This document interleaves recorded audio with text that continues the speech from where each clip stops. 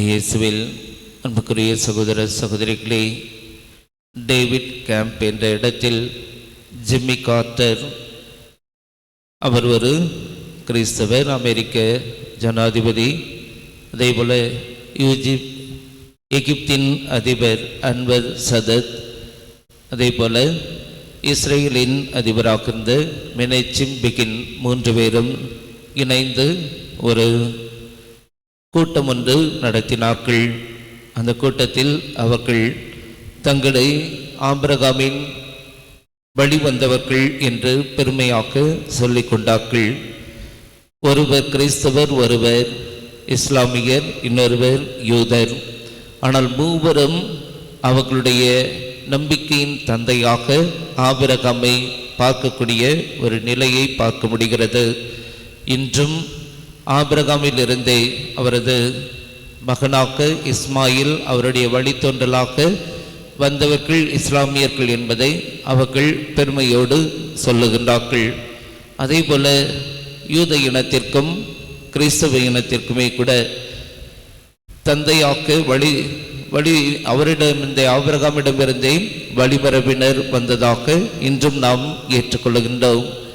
ஆக இந்த நம்பிக்கையின் அடையாளமாக இருக்கின்ற ஆபிரகாமை இன்று ஆண்டவர் முன்வைத்து, அவரும் என்னை எதிர்நோக்கி இருந்தார், என்னை காண முடியும் என்பதை குறித்து மகிழ்ச்சியோடு இருந்தார் என்று இன்றைய நற்செய்தியில் யூதர்களிடம் ஆண்டவர் கூறுகின்றார். இவ்வாறு சொல்வதன் வழியாக வெளிப்படையாக அவர் தன்னுடைய இறைத்தன்மையை வெளிப்படுத்துகிறார்.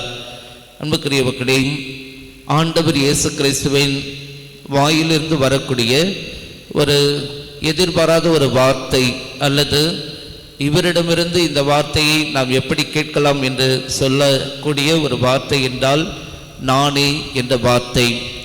நானே என்ற அந்த வார்த்தை என்பது பொதுவாக அது அகந்தையின் வெளிப்பாடாக இருக்கின்றது. இன்னைக்கு யாராவது நம்மில் ஒரு மனிதர் நான் அப்படின்னு பேசினார்கள், நான் பெரியவர், எனக்கு தெரியும் என்று தன்னை மையப்படுத்தி ஒருவர் பேசுகின்றார் என்றால் அவரை நம்மால் ஏற்றுக்கொள்ள இயலாது.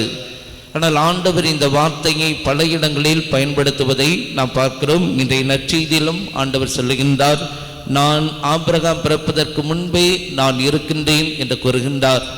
இப்போ இந்த நான் இருக்கின்றேன் என்ற இந்த வார்த்தைகள் அவருடைய இறைத்தன்மையின் அடையாளமாக இருக்கின்றது. என்றென்றும் வாழ்பவர் ஆண்டவர் என்பதை அது சுட்டுகின்றது. எனவே தன்னை முன்னிலைப்படுத்துவதற்காக அல்ல, தன்னுடைய இறைத்தன்மையை வெளிப்படுத்துவதற்காக அவர் இந்த வார்த்தைகளை பயன்படுத்துகின்றார். தொடக்க நூலில், விடுதலை பயண நூலில் 3வது அதிகாரம் 14வது இறைவார்த்தையில், மோசே கடவுளிடம் முட்புதர் நிகழ்ச்சியிலே நீர் யார், உம்முடைய பெயர் என்ன என்று கேட்டபோது அப்போது யாவே கடவுள் சொல்லுகின்றார், இருக்கின்றவராக இருக்கின்றவர் நானே என்று சொல்லுகின்றார். இன்றைய நற்செய்தியில் ஆண்டவர் நானே இருக்கின்றேன் என்று சொல்லுகின்றார். ஆக தன்னை யாவே இறைவனோடு இணைத்து, நானே அவர் என்னுள் இருக்கின்றார், அவரில் நான் இருக்கின்றேன், அவரும் நானும் வெவ்வேறு அல்ல என்று தன்னுடைய இறைத்தன்மையும் இறை அனுபவத்தையும் இன்று யூத மக்களுக்கு அவர் எடுத்து கூறுகின்றார். ஆக இன்று அதையே நமக்கும் ஆண்டவர் செய்தியாக்க கொடுக்கின்றார். ஆக தன்னுடைய அந்த இறைத்தன்மையை யூதர்கள் ஏற்றுக்கொள்ள வேண்டும் என்பதையும், இன்னும் தன்னில் நம்பிக்கை கொண்டு அதே இறைத்தன்மையில் அவர்களும் பங்கு பெற வேண்டும் என்பதுதான் ஆண்டவரின் விருப்பம். எனவே ஆண்டவர் கூறுகின்றார், நான் என்றென்றும் இருக்கின்றவராக இருப்பது போல எனக்கு முடிவே இல்லை, அதே போல என் வார்த்தையை கேட்கின்றவர்களும் என்றுமே வாழ்வார்கள் என்று இன்றைய நற்செய்தியில், யோவான் நற்செய்தி 8வது அதிகாரம் 51வது இறைவார்த்தையில் ஆண்டவர் கூறுகின்றார். கிறிஸ்துவின் வார்த்தையை கேட்டு அதை நம்பி அதை முழுமையாக கடைபிடிக்கின்றவர்கள் என்றும் வாழக்கூடியவர்களாக இருப்பார்கள் என்பதை ஆண்டவர் கூறுகின்றார். ஒரு குறிப்பாக முள்ளமண்டியை உதாரணமாக சொல்வார்கள். திராட்சை தோட்டத்திற்கு போனால் அங்கே கீழே கிடக்கின்ற திராட்சை பழங்களில் தனக்கு வேண்டியதை எடுக்க வேண்டும் என்றால் தன்னுடைய அது மீது உருண்டு தன்னுடைய முற்களில் குத்துகின்ற அந்த பழத்தை மட்டும் எடுத்துக்கொண்டு போய்விடும் என்று கூறுவார்கள்.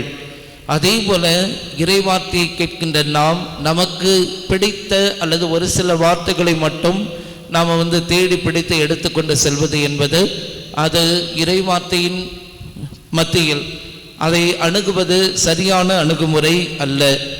மாறாக எவ்வாறு திராட்சை பழமானது அதனுடைய முழுமையான பலனை தரக்கூடிய திராட்சை ரசமாக கசக்கி பிழியப்பட்டு அந்த திராட்சை ரசம் அந்த திராட்சையின் முழு பலனாக இருப்பது போல இறைவார்த்தையை நாம் கசக்கி பிழிய வேண்டும். அது நம்முடைய வார்த்தை நமக்குள் இருந்து நம்முடைய அத்தனை சிந்தனை, சொல், செயல், நம்முடைய ஆளுமை, நம்முடைய பழக்க வழக்கம் அத்தனையும் அது ஆட்கொள்ள வேண்டும். அவ்வாறு நாம் வாழும்போது நாமும் ஆண்டவர் இயேசு கிறிஸ்துவின் இறைத்தன்மையில் பங்கு பெற்றவர்களாக, இன்னும் ஆண்டவர் நம்மில் வாழக்கூடியவர்களாக, இந்த ஆண்டவரை பிறருக்கு நாம் எடுத்து காட்டக்கூடியவர்களாக இருப்போம் என்பதை இன்றைக்கு ஆண்டவர் நமக்கு வெளிப்படுத்துகிறார். எனவே அவரது வார்த்தையை, வாழ்வு தரும் வார்த்தையை, என்றும் சாகாமல் நிலை வாழ்வை தரக்கூடிய அவருடைய வார்த்தையை நாம் ஈடுபாட்டோடு ஆர்வத்தோடு கேட்கவும், அதை என்றென்றும் எல்லா நிலைகளிலும் எல்லா சூழலிலும் உள்ளத்தில் நிறுத்தவும், அதை நம்முடைய வாழ்வில் கடைபிடிக்கவும் வர வேண்டி திருப்பலியில் மன்றாடுவோம். இறைவன் நம்மை ஆசிர்வதிப்பார்.